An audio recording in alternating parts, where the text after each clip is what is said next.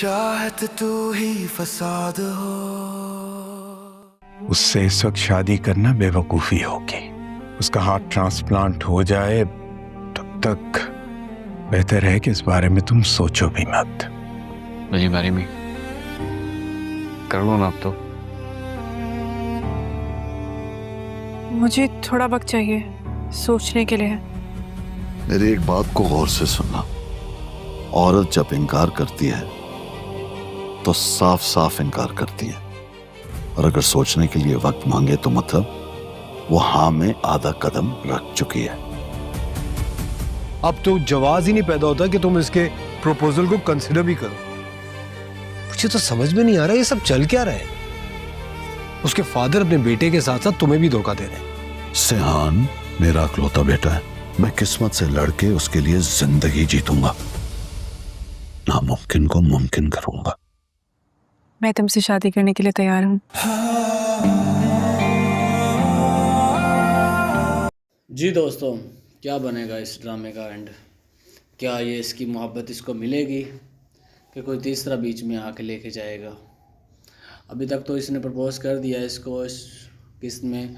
अब देखते हैं आगे क्या होता है कि इसका प्रपोज़ल वो एक्सेप्ट करती भी है कि नहीं करती। बाकी चलते रहें हमारे साथ, देखते रहें कि इस ड्रामे का क्या एंड होगा, क्या सीन पार्ट होगा। बाकी लास्ट में उसने भी इसको बोल दिया कि मैं आपसे शादी करूंगी। तो अब ट्विस्ट आया, उसने शर्त रखी है। अब देखते हैं शर्त उसने कौन सी रखी है। नाम गैर कानूनी होते, घुसपैठिए होते, बांग्लादेशी होते तब बात समझ में आती, लेकिन 27 लाख लोगों ने सरकार को गुहार लगाई कि हमारे साथ गलत हो रहा है, हमारे पास कागज है, हमारे पास सबूत है, लेकिन तब भी उन्हें कोई इंसाफ ना मिला। सुप्रीम कोर्ट ऑफ इंडिया से भी इंसाफ नहीं मिला। सुप्रीम कोर्ट ने कहा जैसा चल रहा है वैसा चलने दें। सुप्रीम कोर्ट ने ना ही एसआईआर पर रोक लगाई, ना ही सारे केसेस इलेक्शन से पहले सेटल करने का ऑर्डर दिया, और अब कहा है कि भैया जो भी होगा इलेक्शन के बाद देखा जाएगा।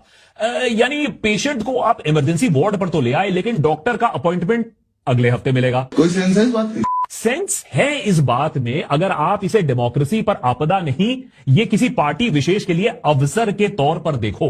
एसआईआर तो पहले भी हमारे देश में होते आया है, लेकिन इतने सिस्टमैटिक तरीके से, इतने बड़े स्केल पर लोगों का बेसिक कॉन्स्टिट्यूशनल राइट, उनके मतदान देने का अधिकार पहले कभी भी ऐसे छीना नहीं गया। जाहिर सी बात है कि ऑपोजिशन और एक्टिविस्ट सवाल उठा रहे हैं कि आखिर यह सब किसके इशारे पर किया जा रहा है, क्यों करवाया जा रहा है। इलेक्शन कमीशन पर वोट चोरी का इल्जाम पहले भी लगते आया है। पिछले साल leader of opposition Rahul Gandhi ने यह आरोप कई बार लगाया इलेक्शन कमीशन पर, तो इलेक्शन कमीशन ने राहुल को चुनौती दी कि भैया देखो सबूत है तो कोर्ट पर आओ, ये प्रेस कॉन्फ्रेंस के जरिए यह खुलासे करने की कोशिश मत करो। साझा करनी चाहिए क्या? लेकिन इलेक्शन कमीशन के लाल आंख दिखाने के बावजूद भी इस संस्था की जो छवि है उसे काफी ठेस पहुंची है। लेकिन इतनी फजीहत, इतनी लॉस ऑफ क्रेडिबिलिटी, इतनी कंट्रोवर्सी के बाद भी हमारा इलेक्शन कमीशन लगता है बाज नहीं आ रहा है। पहले बिहार में और अब बंगाल, गुजरात, तमिलनाडु समेत कई राज्यों में एसआईआर के जरिए इलेक्टोरल रोल्स को टैंपर करने का आरोप इलेक्शन कमीशन पर लग रहा है, और इस टैंपरिंग का जो इंपैक्ट है, बेनिफिट जो है, वो सिर्फ एक पार्टी को फायदा पहुंचा रहा है। एटलीस्ट देश भर के ऑपोजिशन पार्टीज का तो यही कहना है। Bengal, Tamil Nadu, Kerala and Assam, they are doing it through only the opposition state. How so many lakhs of voters could be deleted when house enumeration has been done? SIR institutionalise चोरी करने का तरीका है। Election commission, election commissioner और BJP के बीच में partnership है। लेकिन बंगाल की एसआईआर यानी स्पेशल इंटेंसिव रिवीजन की कहानी में बहुत बड़ा झोल है, और ये इलेक्शन हारने जीतने से बहुत बड़ी बात है।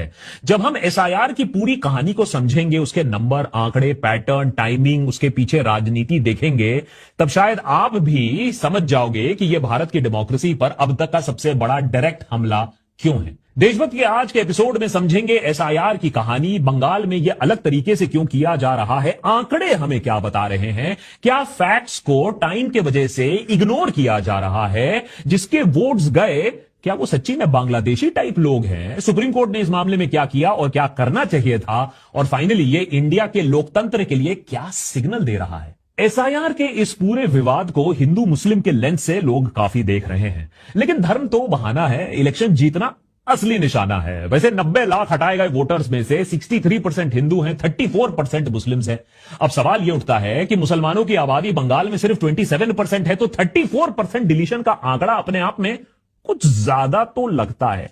लेकिन भक्त बनर्जी से पूछो तो उसके पास तुरंत आपको जवाब मिल जाएगा कि ये सब तो बांग्लादेशी मुसलमान हैं जिन्हें डिलीट किया गया है।